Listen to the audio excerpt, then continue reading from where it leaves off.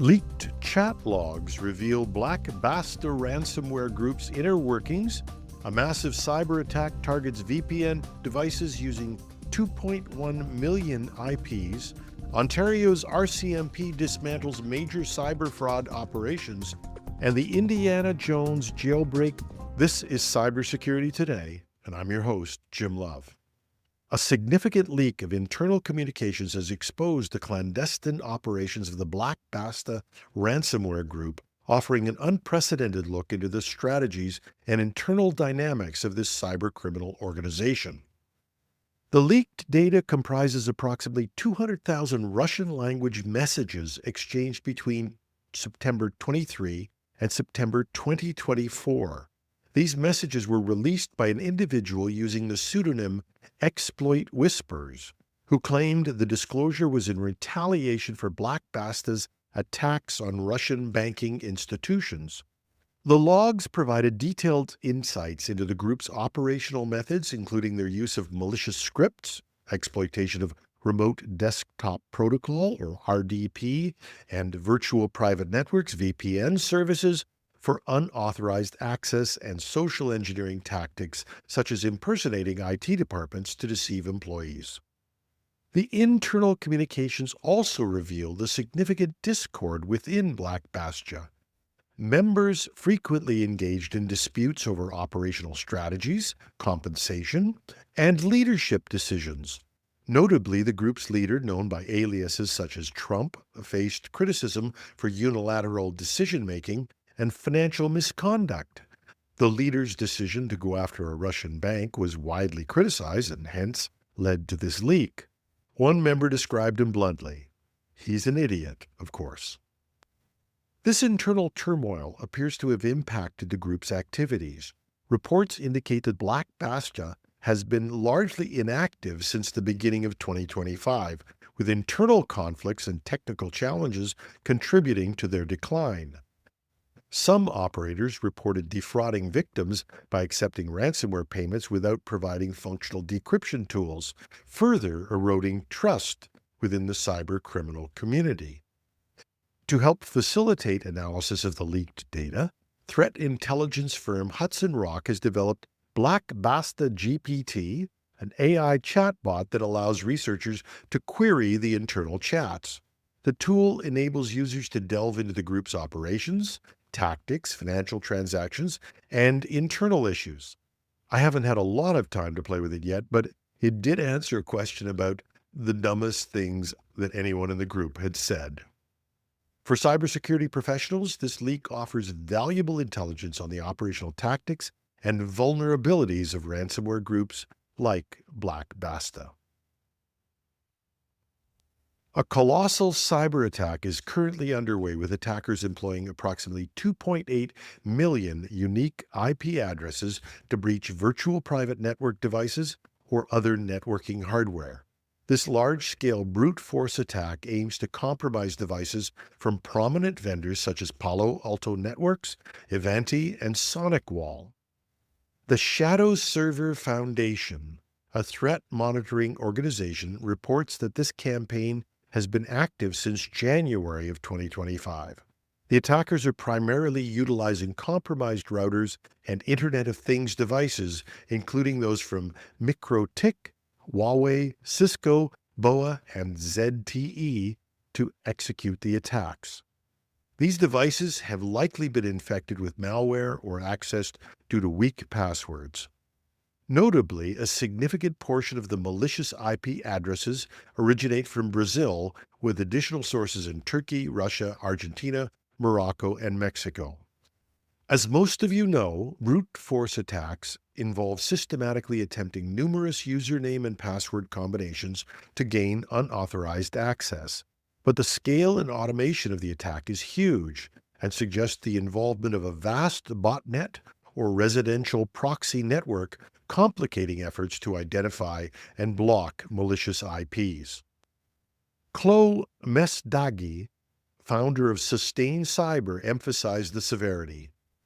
A brute force attack with 2.8 million IPs is next level. If attackers crack VPN credentials, they get direct access to corporate networks, It's not something to take lightly.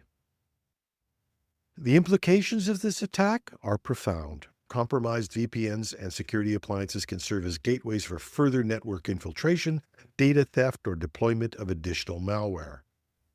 If you haven't done a review of your VPN and other devices, it may be time. And while I like to think I know a little bit about this, I'll welcome suggestions from our listeners on what we do about attacks of this nature. In a significant crackdown, the Royal Canadian Mounted Police in Ontario have arrested 2 Toronto residents accused of defrauding hundreds of people out of millions of dollars. The suspects allegedly employed sophisticated technology to impersonate officials from banks, government agencies, and law enforcement, deceiving victims into surrendering their savings. ispoof.cc was a website used by as many as 38,000 subscribers worldwide to make unauthorized phone calls while displaying a caller ID, falsely indicating they were legitimate callers. This particular technology allowed criminals to purchase subscriptions in order to use the service to impersonate trusted corporations. The Toronto couple is believed to be among the top 50 most active subscribers in the world. The RCMP's Cybercrime investigative team executed search warrants at the suspect's residence, seizing numerous electronic devices. Preliminary findings indicate at least 570 victims in Canada, with expectations of uncovering more as the investigation progresses. The fraudulent activities involved various spoofing, phishing, and smishing tactics. The accused, Chakib Mansouri and Manjali Alua, face multiple charges including fraud, unauthorized computer use, laundering proceeds of crime, unauthorized possession of credit card data, and possession of proceeds of crime. They were remanded into custody and appeared in court on February 21st, 2025. This operation underscores the importance of international collaboration in combating cybercrime. The RCMP should get great credit for this, but they worked closely with agencies such as London Metropolitan Police, Dutch National Police, Europol, Eurojust, the Toronto Police, and Peel Regional Police. Inspector Lena Dabbit of the RCMP's Cybercrime investigative team emphasized the devastating effect of such crimes on communities and urged Canadians to educate themselves on cyber safety. In 2024, the Canadian Anti-Fraud Centre received 49,432 reports, accounting for 34,621 victims who collectively lost $638 million. And once again, the average number of these that go reported is about 10% of the total crimes that are out there. Canadians are encouraged to report suspicious fraud to the Canadian Anti-Fraud Centre. Their number will be in the show notes.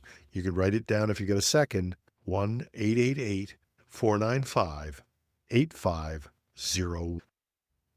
Researchers have unveiled a dialogue tool dubbed Indiana Jones that exposes significant vulnerabilities in large language models like ChatGPT and others. This technique can bypass built-in safety filters, prompting these AI systems to produce content they are designed to restrict. Developed by a team from the University of New South Wales and Nanyang Technological University, Indiana Jones orchestrates interactions among 3 specialized LLMs. By using historical figures as their starting point, they are able to fool all 3 models and bypass their controls. One of the senior authors of the paper said, "Our team has a fascination with history, and some of us even study it deeply. During a casual discussion about infamous historical villains, we wondered, could LLMs be coached into teaching users how they became these figures? Our curiosity led us to put this to the test, and we discovered that LLMs could indeed be jailbroken in this way."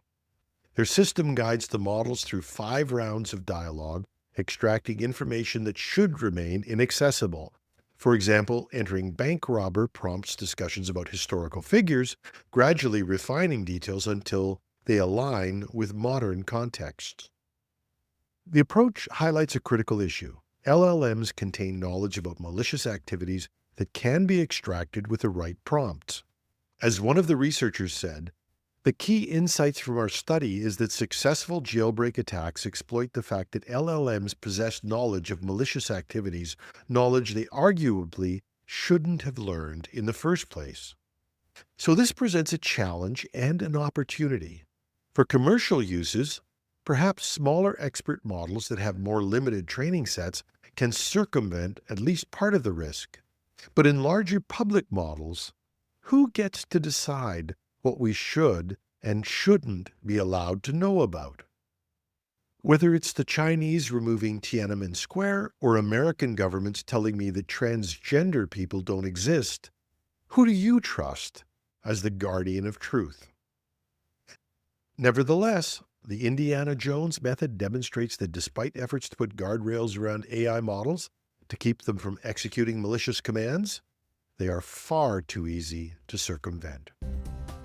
And that's our show. You can reach me at editorial@technewsday.ca or on LinkedIn, or if you're watching this on YouTube, just leave me a comment under the video. I'm your host, Jim Love. Thanks for listening.